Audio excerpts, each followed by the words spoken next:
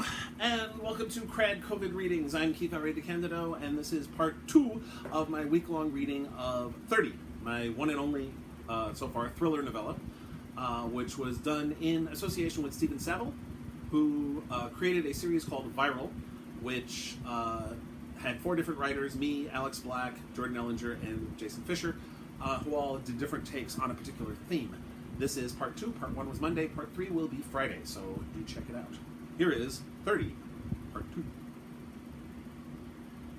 By the time the detectives arrived, the sun was coming up. Joe had waited for the officers, a pair from the 10th precinct, who went over the scene before calling it in. Right around sunup, 2 middle-aged guys entered the lobby, one white, one black, both with thick mustaches of the type that only cops could still get away with. Both were dressed in cheap suits and had receding hairlines, though the white guy covered it up by shaving his head. He hadn't done it in a couple of days, though, as Joe could see the stubble on his scalp.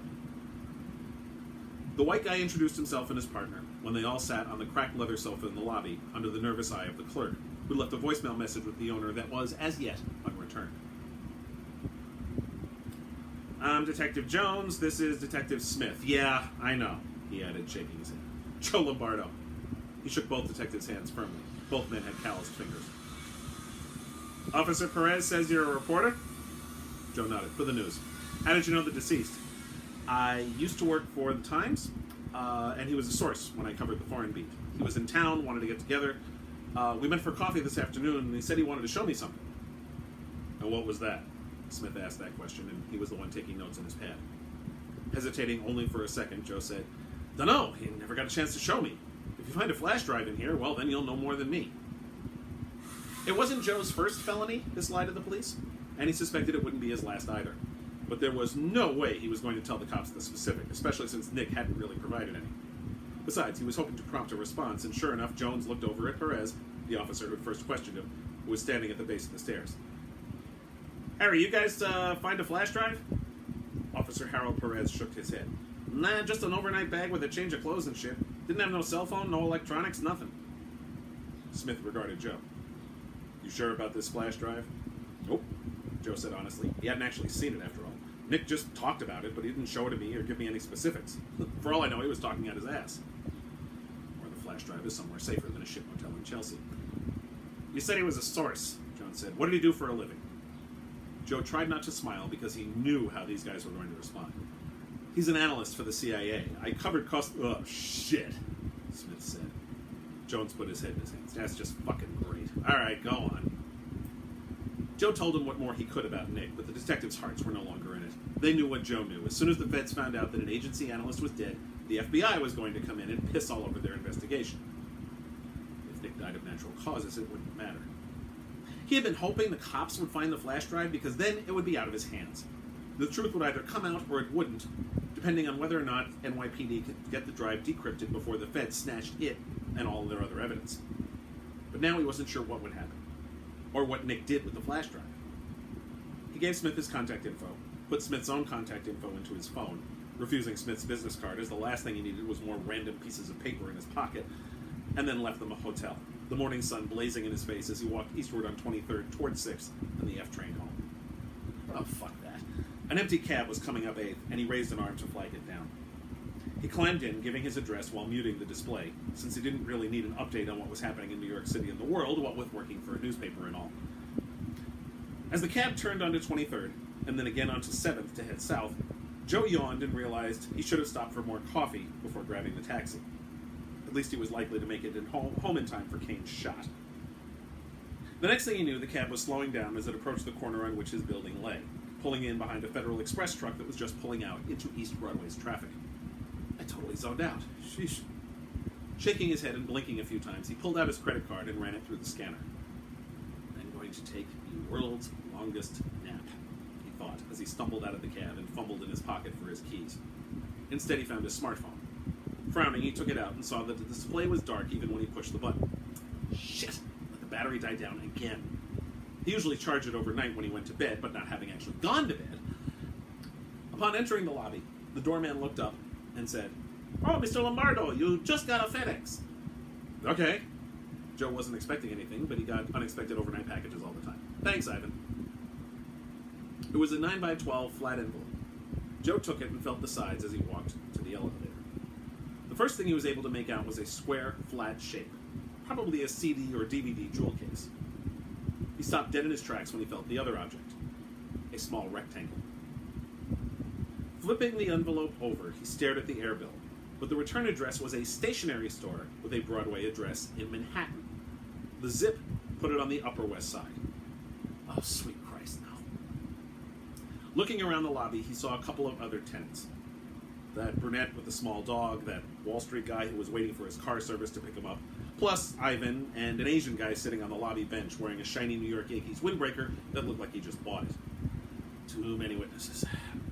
He rang for the elevator, waiting not very patiently for one to arrive. When it did, he waited for another neighbor to disembark, then got on, stabbing the metal button with 21 on it. The number lit at his touch. Once he got to the 21st floor, he practically ran down the hall to his front door, fumbling for the keys. Kane was greeting him at the door, mewing. "In a minute, Cat," he said, absently bending over to scritch him on the head before going into the dining room. He stared at the package for several seconds, standing in the shadow of the Williamsburg Bridge, suddenly deathly afraid to open it. Nick's dead. Could have been natural. It could have been an assassination made to look natural. Christ knows I saw worse overseas. Joe stared at the white envelope for several more seconds, hoping it might provide some sort of insight or wisdom. After it became blindingly obvious that it would do neither, he finally yanked on the pull tab and ripped it out, then reached in. His braille-like check of the envelope was accurate. A CD jewel case with a silver CD with the word "Decrypt" marked on it with a black Sharpie, and a silver flash drive unlabeled. Sweet Christ, he must have sent this right after we had coffee. Hell, maybe he sent it before we met up.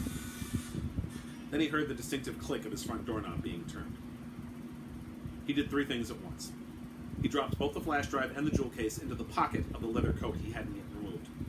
He turned into a defensive posture that was one of the first things Kaicho had taught him, and he cursed his stupidity in leaving the front door unlocked.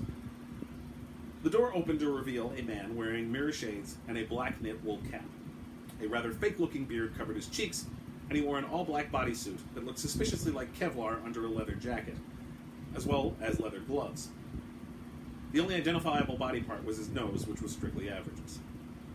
"Two choices, Lombardo," the man said in a whisper. "You can hand over the package that Rugova sent you, and we forget that any of this ever happened."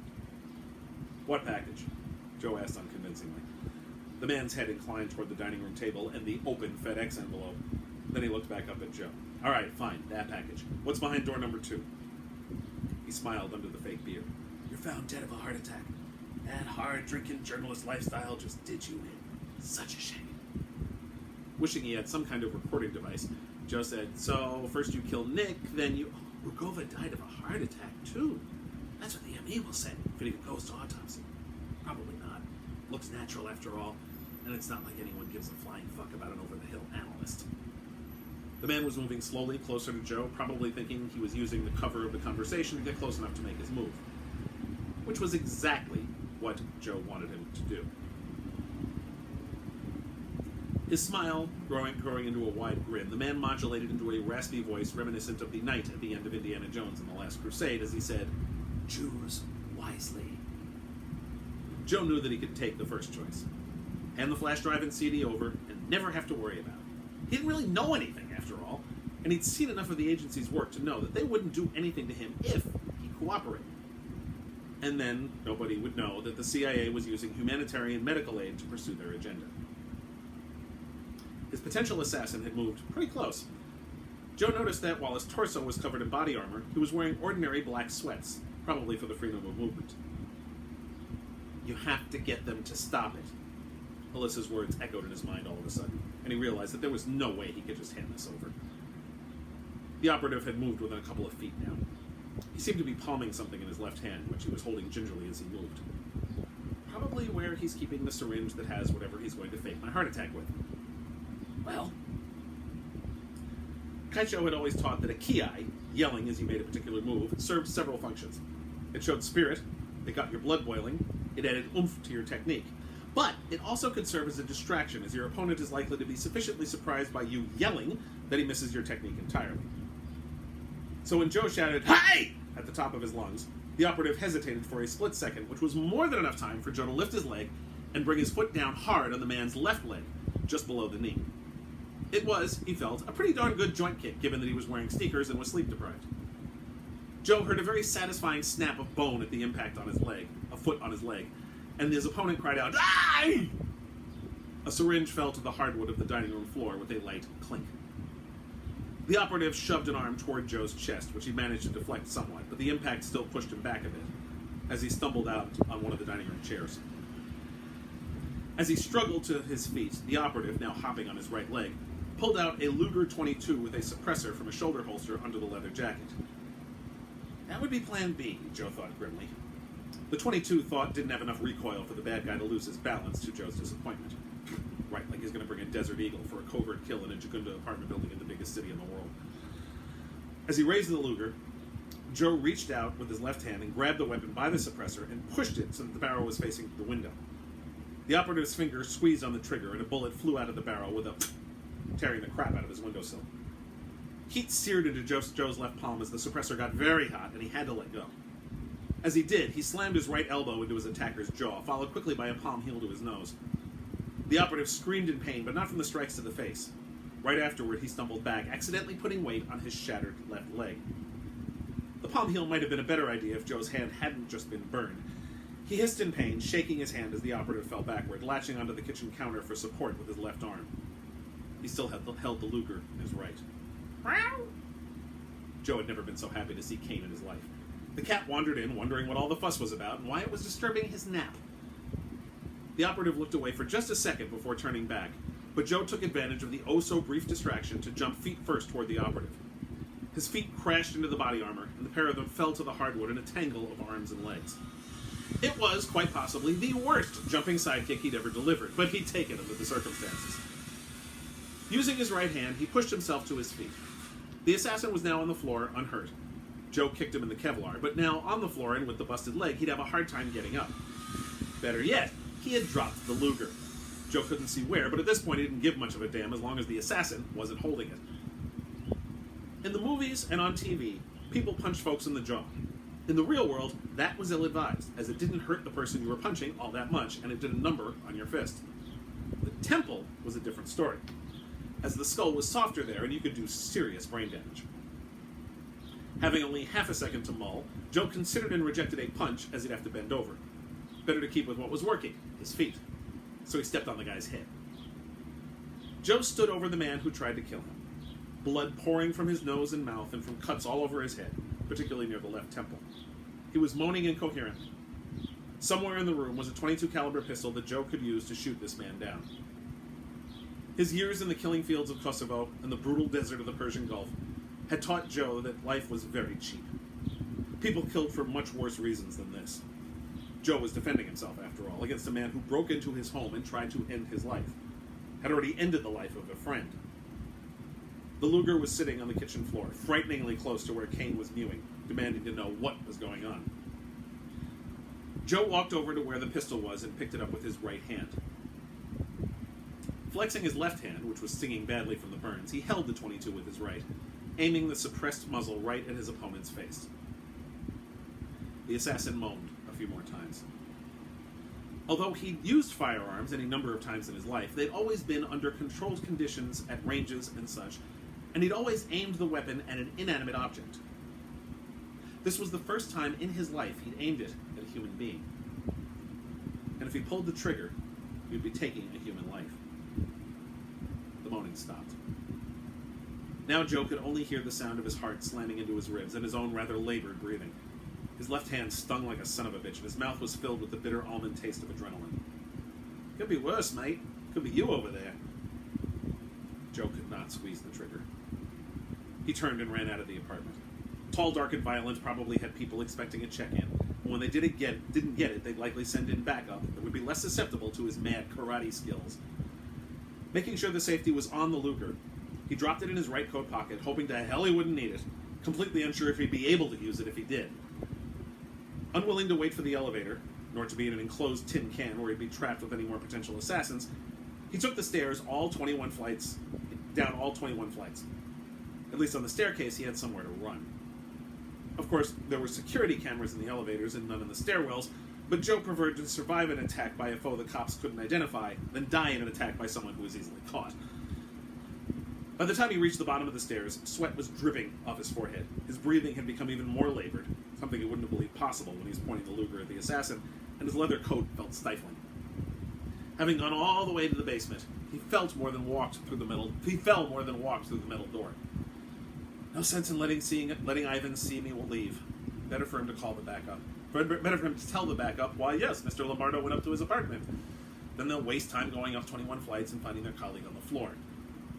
He jogged through the uneven concrete floor of the narrow basement hall, past the laundry rooms and the lounge with the ping-pong tables and vending machines. 2 old people, 1 male, 1 female, were in the laundry room, babbling at each other. Joe heard the words chemo and hip replacement as he passed by. Unsurprisingly, at this early hour, there was nobody in the lounge. As he pushed in the long metal bar that opened the door at the end of the hall, he remembered that he left without giving Kane his shot. For a brief, insane instant, he considered going back upstairs for Kane, then wiser instincts prevailed. He can miss a shot every once in a while. Won't kill him. Probably. He walked out onto Pitt Street next to his building. Sweet Christ, I need to tell somebody about this.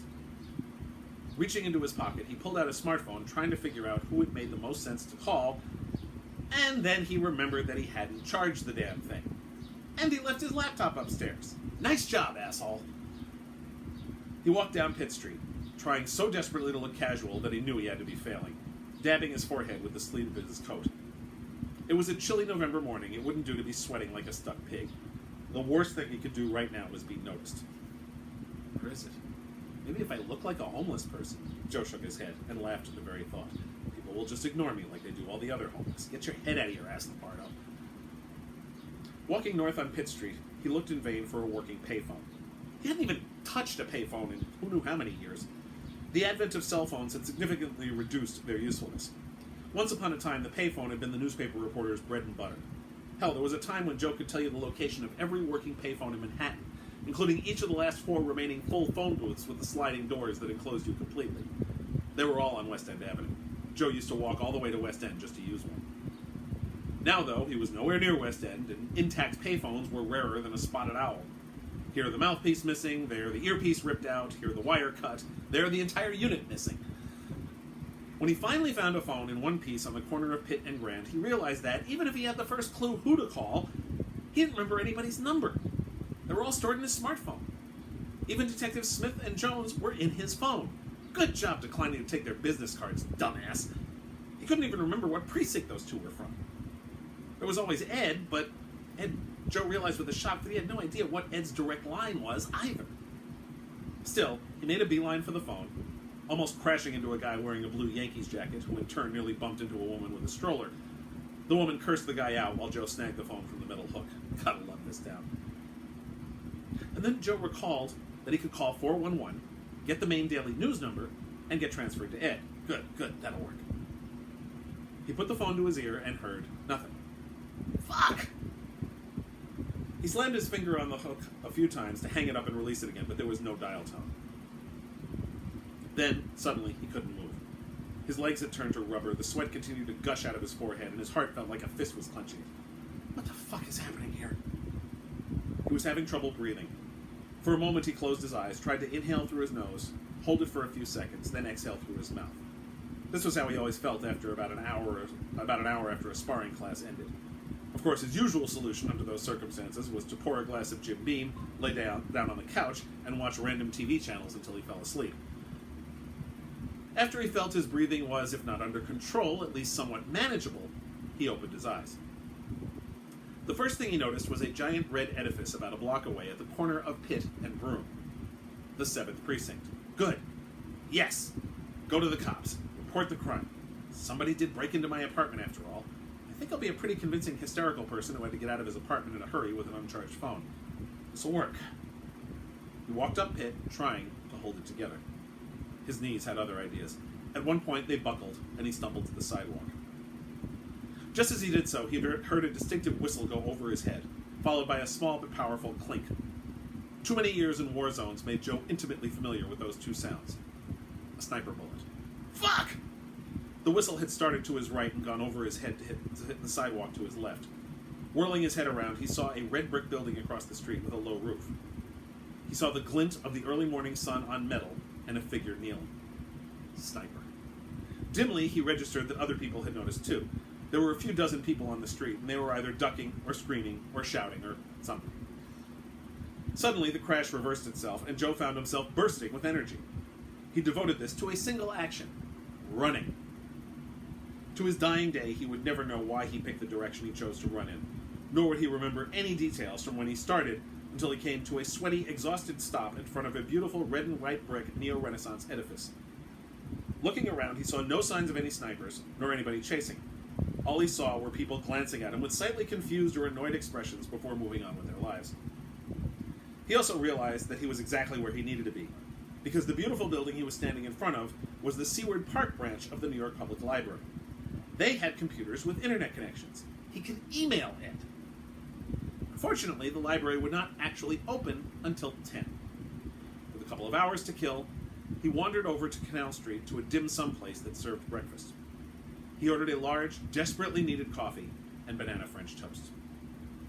Not realizing how hungry he was until he walked in and smelled all the food, Joe practically inhaled the French toast when it arrived, and only didn't do likewise for the coffee due to its temperature.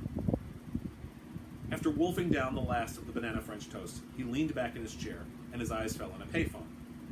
Relieved, he started to get up before he remembered one important detail about payphones: you had to pay to use them. Joe had no cash on him whatsoever. It was why he'd used his card to pay for the cab ride. In the old days, he'd have just used his calling card to pay for it, but that account had long since lapsed. There were ATMs around, but he was suddenly wary of using them. It was why he'd considered and rejected the notion of getting a phone charger from an electronics place as soon as one opened, anyhow. Right now, he was scared shitless of leaving any kind of trail. Eventually, he was going to have to pay for this meal with his card, but he rather desperately needed the caffeine and calories. Giving anyone trying to find him an easy way to track him, say via an ATM withdrawal or turning on his smartphone, would just make another assassin or sniper be likely. Payphone was his only bet. But with no actual cash, he had no way of making that call. The library has internet. It'll open at 10. Just sit tight until then. To be concluded on Friday for part 3. Thank you very much for watching. Hope you are enjoying this. Hope you tune in on Friday for the last part of this. Hope you subscribe to the channel if you haven't already, and hope you are staying safe. Check me out online at DeCandido.net, my blog at DeCandido.wordpress.com, and my Patreon at patreon.com/KRAD. Thank you very much. Take care.